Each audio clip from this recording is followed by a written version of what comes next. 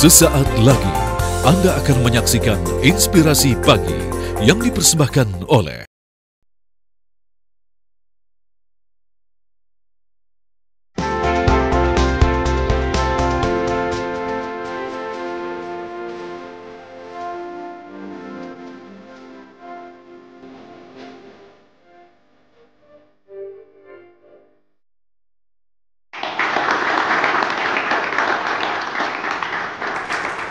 Halo pemirsa, Anda menyaksikan Inspirasi Pagi bersama saya Putri Windasari. Pemirsa, saat ini di era digital, ini pengguna internet di Indonesia setiap tahunnya terus meningkat. Artinya penggunaan teknologi digital ini juga semakin banyak. Namun faktanya di lapangan masih banyak juga masyarakat yang belum cukup terampil untuk memanfaatkan teknologi tersebut. Dan untuk itu, pemerintah melalui Kementerian Komunikasi dan Informatika ini terus melakukan transformasi teknologi digital nasional ini untuk memberikan layanan teknologi informasi dan juga mengamankan data kita di berbagai aplikasi. Sebenarnya pemerintah sudah meluncurkan di akhir tahun 2022 ini ada portal Satu Data Indonesia atau One Data One Policy. Ini nggak cuman untuk masyarakat tapi juga untuk kementerian lembaga agar kita memiliki satu akses terhadap data yang sudah terintegrasi. Nah, seperti apa sebenarnya penjelasan lebih lengkapnya dan apa manfaat dari One Data One Policy? Sudah hadir bersama saya dua narasumber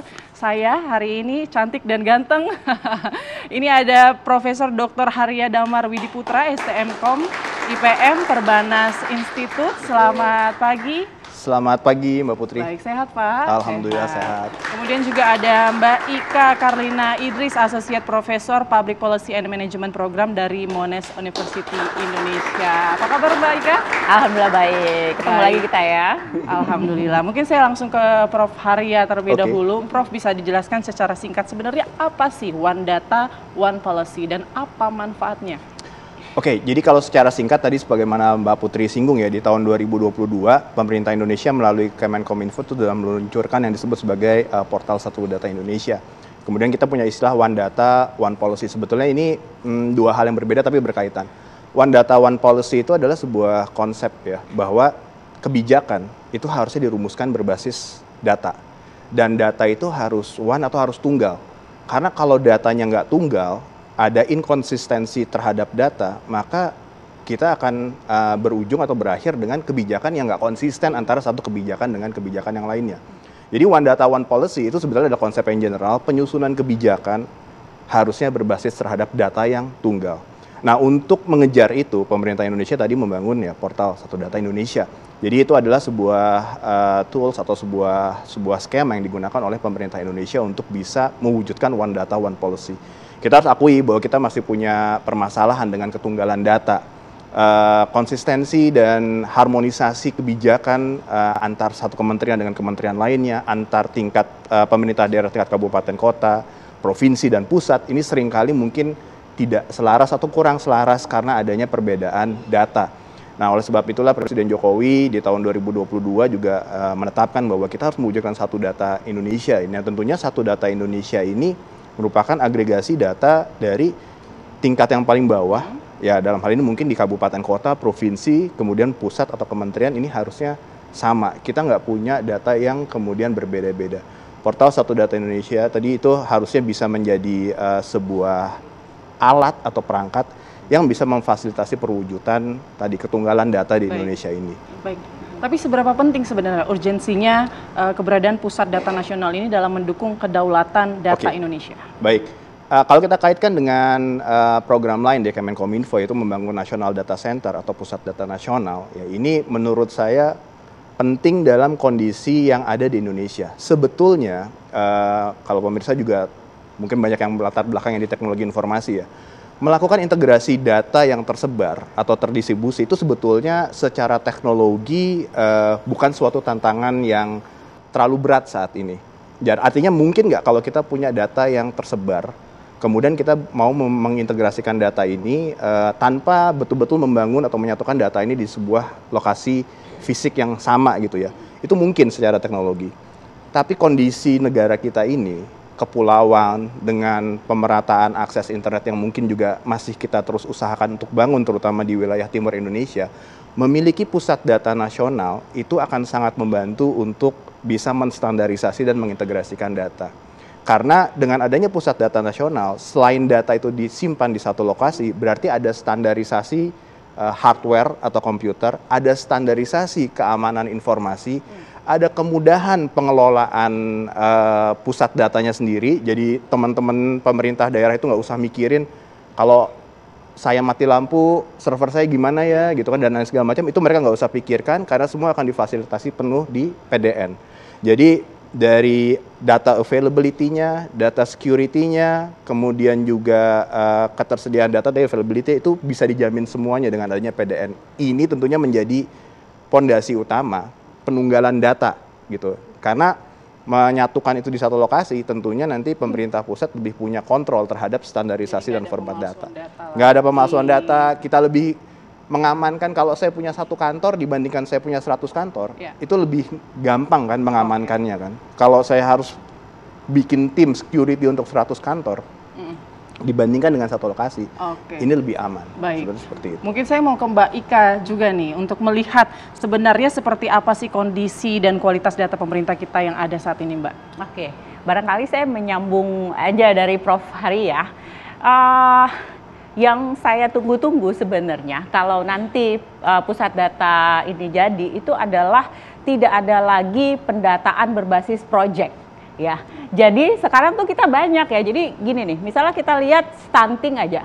Stunting itu datanya dari Kementerian Kesehatan sampai ada 2 kan? Ya. Ada yang berbasis survei, ada yang berbasis pelaporan dari masyarakat. Ternyata dari BKKBN ada juga gitu kan. Nah, ternyata pas kita lihat ada yang ada isu validitas data gitu ya, ada isu juga ternyata ini ada project di situ gitu ya. Iya, bukan, maksudnya kalau ada pendataan kan itu project ya, gitu ya. Terus macam-macam lah, sebenarnya itu bukan di situ aja, tapi macam-macam kalau kita lihat. Nah, harapan saya sih sebenarnya, jadi kita kalau nggak ada ini lagi, berarti kan harusnya bisa lebih efektif dan efisien. Maksudnya mungkin bisa diwakilkan oleh satu agensi gitu ya, tapi datanya itu berkualitas, sehingga agensi yang lain atau lembaga yang lain itu bisa pakai data itu aja.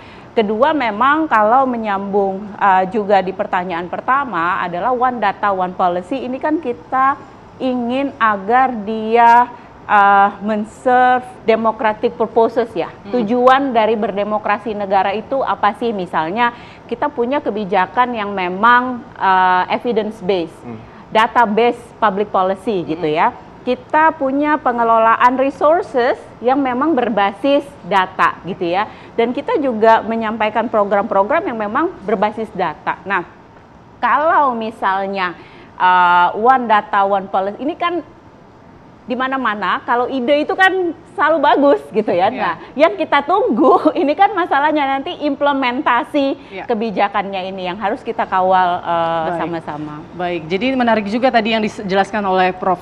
Haria tadi soal seperti apa standarisasi dan integrasinya tadi sempat dibahas, tapi kita nanti akan bahas lebih lengkapnya usai jeda berikut. Kami akan kembali sesaat lagi.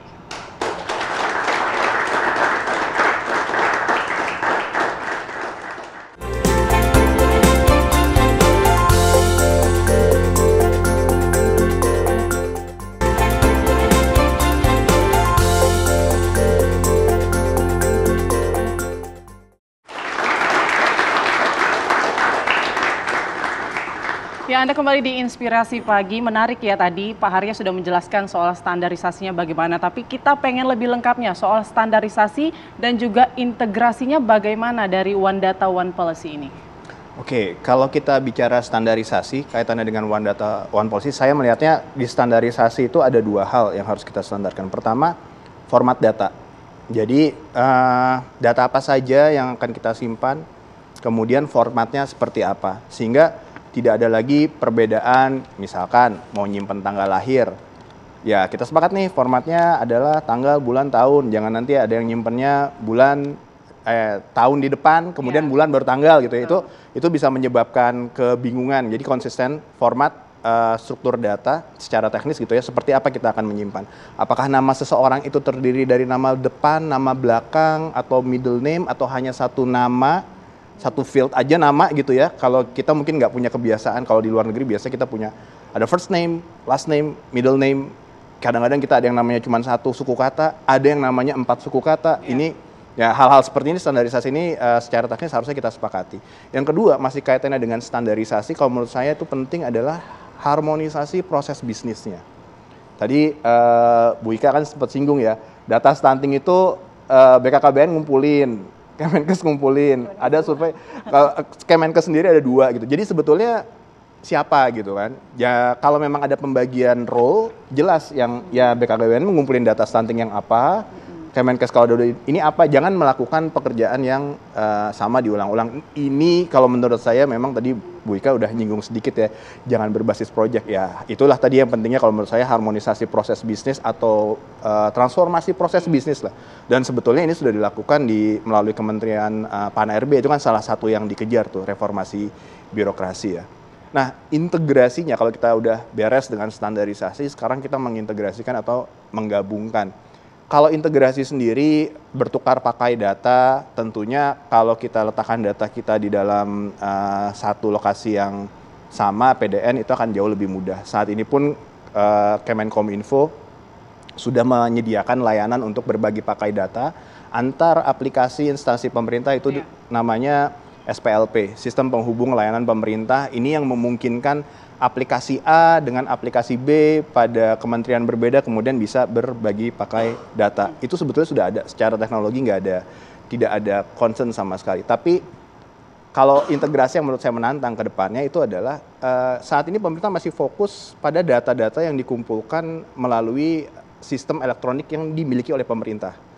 Sedangkan data masyarakat Indonesia itu juga banyak yang ada di sistem elektronik yang non pemerintah.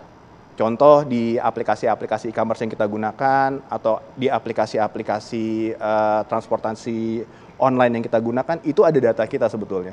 Dan perilaku manusia itu bisa, atau masyarakat Indonesia bisa kita petakan juga dari sana. Tantangan yang terbesar ke depannya adalah tanpa melanggar peraturan yang berlaku, bagaimana kemudian pemerintah juga bisa memberdayakan tidak hanya data yang dikumpulkan dari aplikasi yang dikelola oleh pemerintah, tapi juga bisa mengkorelasikannya dengan data-data yang berasal dari aplikasi non pemerintah. Itu challenge yang paling besarnya sih sebetulnya. Dan apakah secara teknis mungkin? Saya bicara dari aspek teknologi ya. Dari aspek teknologi barrier-nya tuh nggak ada deh. Saya bisa bilang nggak ada. Itu bisa kita lakukan. Yang menjadi barrier utama adalah memang masalah peraturan kan. Bagaimana kemudian pemerintah bisa meminta misalkan over the top company ya untuk bisa memberikan data. Kita nggak minta data detail. Mungkin hanya agregasi atau data. Kita kan kerahasiaan data, kita juga bicara kita data pribadi nggak bisa kita expose. Tapi kalau kita mau tahu, misalkan saya mau tahu nih Kementerian Kesehatan, pola makan masyarakat Indonesia itu gimana sih gitu. Di mana data pemerintah kita yang tahu pola makan? Saya rasa belum ada, tapi kalau pemerintah bisa minta summary data misalkan dari GoFood, dari GrabFood, dari Shopee Food, itu kelihatan tuh pola belanja. Sebenarnya masyarakat Indonesia sukanya apa ya? Oh, sukanya beli martabak gitu. Martabaknya apa ya? Martabak manis. Belinya jam berapa ya? Jam 10 malam. Oh, pantesan kasus diabetes jadi meningkat. Nah, kan ini saya pikir ya kalau integrasi itu bisa kita lakukan, harusnya pemerintah kita punya perencanaan yang sangat baik lah. Jadi nggak cuma data yang dikoleksi oleh pemerintah aja ya. Tapi juga mungkin informasi-informasi lain dari masyarakat juga bisa terkumpul. Betul. Itu yang menjadi challenge. Harusnya kalau integrasi lintas kementerian, lintas pemerintah daerah, begitu pusat data ini operasional, pusat data nasional ini beroperasional, saya rasa akan menjadi jauh lebih mudah dilakukan. Challenge berikutnya adalah next stage-nya itu adalah bagaimana kemudian pemerintah juga bisa memanfaatkan data di luar. Baik, nah kalau Mbak Ika sendiri mendengar penjelasan Profesor Haria sendiri, apakah Pusat Data Nasional ini bisa menjadi solusi untuk menghindari tumpang tindih yang tadi sebelumnya sudah dibahas oleh Mbak Ika? Jadi kalau solusi tumpang tindih secara konsep iya gitu ya. Cuma gini, kita balik lagi data itu, kan tadi Pak Ari ngomong soal proses bisnis. Kalau mungkin kita perlu cermati adalah nanti tuh usernya siapa sih gitu ya. Pertama, usernya itu adalah pasti pemerintah-pemerintah daerah, ya kan? Semua government agencies gitu. Kedua adalah memang orang-orang yang nanti akan menggunakannya untuk membuat policy atau kebijakan gitu kan. Nah, kita lihat dulu nih challenge yang ada hari ini ya, yang hari ini. Karena kan kalau kita mau trade challenge hari ini harusnya dibenerin ya kalau nanti udah jadi gitu. Pertama, kayak pemerintah daerah aja.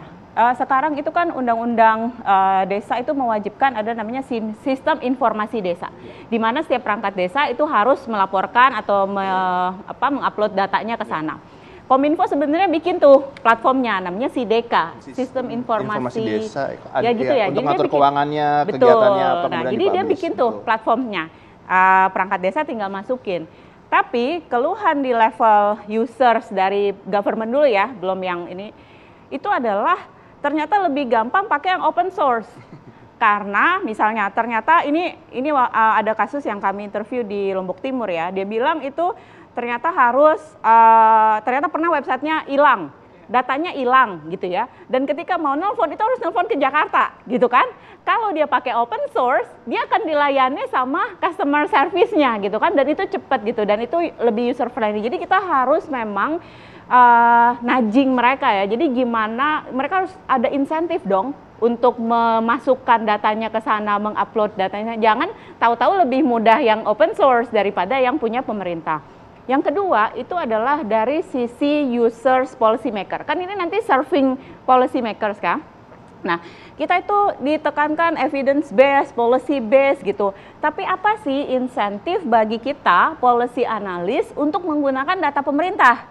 Saya udah beberapa kali masuk ke sana gitu ya. Tapi ini bukan cuma di Indonesia. Memang data pemerintah itu di beberapa negara juga nggak semenarik ketika sudah diolah lebih tampilannya, atau ada narasi, ada story-nya, ada insight-nya dari universitas atau pihak-pihak lain gitu ya. Jadi itu nggak menarik gitu loh. Belum lagi kalau ketika kita udah cari capek-capek gitu, tahu-tahu datanya nggak kita butuhkan karena ternyata datanya adalah data agregat. Jadi menurut saya tantangan juga lainnya adalah meyakinkan ketika nanti data itu udah di sana terintegrasi dengan baik dan segala macam, kita juga user punya insentif untuk mau memakai datanya. Jangan sampai kita pakai data think tank, data yang lain-lain. Transparansi juga dari portal Satu Data Indonesia ini ya. Nanti kita akan bahas di segmen selanjutnya. Kami harus jeda dulu. Inspirasi Pagi akan kembali sesaat lagi.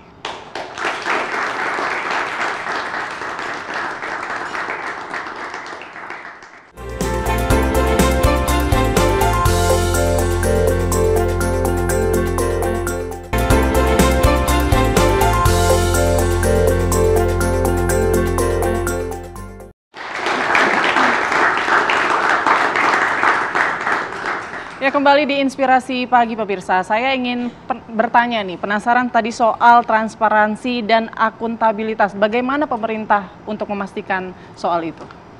Oke, memastikan ini sebetulnya kalau kita bicara transparansi dulu ya Mbak Putri. Jadi dengan memindahkan semua di satu lokasi pusat data nasional ini, pasti transparansi itu secara otomatis menjadi lebih baik. Karena tidak ada lagi satu instansi yang kemudian keep datanya sendiri gitu. Kita dalam hal ini pemerintah pusat melalui Kominfo, melalui Pusat Data Nasionalnya bisa tahu kan data apa aja yang ada dan seperti apa kondisi datanya. Itu pun juga membuka kemungkinan untuk publik gitu. Nah, jadi otomatis ya dengan adanya PDN ini harusnya transparansi itu akan meningkat, transparansi data itu akan meningkat. Akuntabilitas, nah ini juga demikian. Kalau tadi kita masih silo, masih scattered datanya, accountability-nya ini masih bisa dipertanyakan karena bisa terjadi inkonsistensi. Pada saat dia di satu lokasi, kita sudah standarkan dan kita integrasikan, maka inkonsistensi ini akan hilang dengan sendirinya. Tapi memang kembali ke depannya, data itu kan di-collect ya, dikumpulkan. Proses pengumpulan data ini juga harus baik sebetulnya. Tadi kita bicara tentang proses bisnis, ini harus clear. Karena kita punya istilah garbage in, garbage out. Kalau data kita rubbish, nggak clean gitu ya, ini kita akan end up dengan pemahaman yang salah, ujungnya kita akan bikin bad decision atau penyusunan kebijakan yang salah. Jadi memang kalau kita kaitkan dengan accountability, prosedur tadi atau proses bisnis tadi juga harus kita tinjau kembali, memastikan bahwa data yang dikumpulkan itu terpercaya dan valid. Itu salah satu hal yang penting. Itu sih, tapi tadi ya dengan adanya PDN ini setidaknya dengan mengintegrasikan di satu lokasi kita bisa menyediakan transparansi yang lebih baik dan juga bisa mengatasi satu permasalahan mengenai accountability karena tidak ada lagi inkonsistensi terhadap data. Baik, nah kalau Mbak Ika sendiri Mbak mungkin bisa memberikan saran juga atau bagaimana soal bagaimana pemerintah bisa memastikan transparansi dalam pengelolaan data kita untuk mendukung kepercayaan masyarakat. Oke, kalau saya melihat gitu ya, soal data ini memang masih ada hambatan-hambatan birokratis ya. Nggak usah antar lembaga, di dalam lembaga sendiri itu kadang-kadang susah untuk saling mengakses datanya gitu betul. Kan. Nah karena gimana, orang itu kan sebenarnya nggak mau transparan adalah either dia nggak punya gitu ya, atau memang datanya itu nggak accountable gitu ya. Nah ini kan harus itu harus terpenuhi dulu sehingga orang mau menjadi lebih transparan gitu.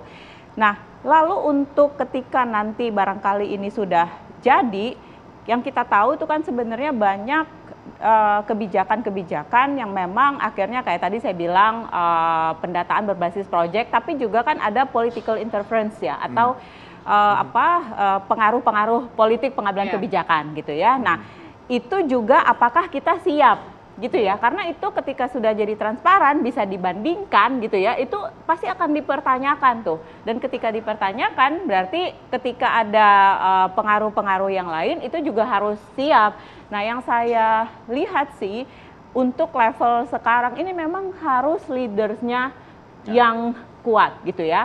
Nah di awal-awal administrasi kedua itu memang kita terasa gitu ya.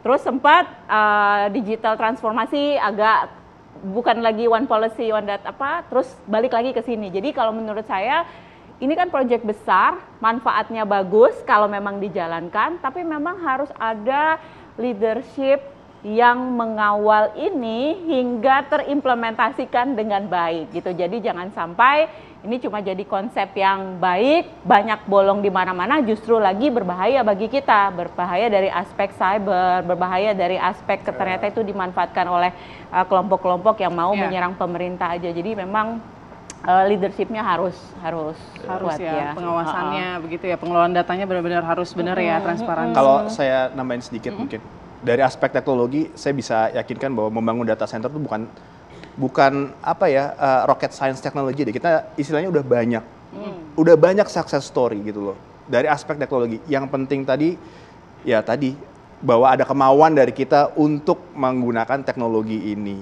ada kemauan untuk lebih terbuka, ada kemauan untuk berbagi data, ada kemauan tidak ada lagi ego sektoral. Ini data saya nggak boleh dilihat sama orang. Nanti hal-hal seperti itulah yang kemudian harus kita bangun sebetulnya.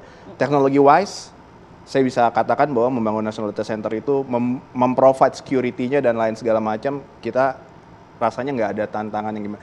Orang Indonesia sendiri banyak pakar-pakar teknologi informasi, pakar-pakar security itu banyak gitu. Tapi ini lebih kepada political will. Oke, mungkin terakhir nih Pak Harya, ini kan sudah 1 tahun ya portal Satu Data Nasional ini sudah diluncurkan. Kemudian seperti apa progresnya dan targetnya nanti ke depan seperti apa? Kalau progres, yang saya lihat sebetulnya tadi kan ini kan merupakan agregasi ya. Kalau saya lihat di beberapa kabupaten kota, ini udah cukup baik untuk bisa memusatkan datanya, begitu ya. Jadi tahapan ini saya rasa kita cukup oke di dalam mulai mengumpulkan data atau mengidentifikasi data apa yang kita punya. Kadang-kadang kita bahkan nggak tahu kita punya data apa. Kadang nggak baca dulu, tinggal accept gitu. Nggak tahu si dinas ini nyimpen data apa sih, kementerian ini nyimpen data apa. Bahkan kementerian sendiri mungkin juga kadang-kadang nggak tahu saya nyimpen data apa aja ya. Aplikasi saya ini nyimpen data apa tuh bahkan nggak tahu. Setidaknya inventarisasi itu sudah mulai berjalan. Memang PR selanjutnya adalah tadi memastikan bahwa ini konsisten. Kalau ada data yang berbicara hal yang sama tapi nilainya berbeda, ini yang mau dipegang yang mana. Ini cleansing lah ya. Ini mungkin tahap selanjutnya mungkin menjadi challenge nih, dan itu arah ke depannya ya. Kalau itu nggak bisa kita lakukan ya sulit nanti. Baik. Terima kasih banyak Profesor Harya, terima kasih banyak Mbak Ika. Kita harapkan ya untuk portal Satu Data Indonesia ini atau One Data One Policy ini bisa memberikan layanan teknologi informasi yang baik untuk kita masyarakat dan juga kementerian lembaga. Baik, akhir kata saya Putri Windasari pamit. Terima kasih, sampai jumpa.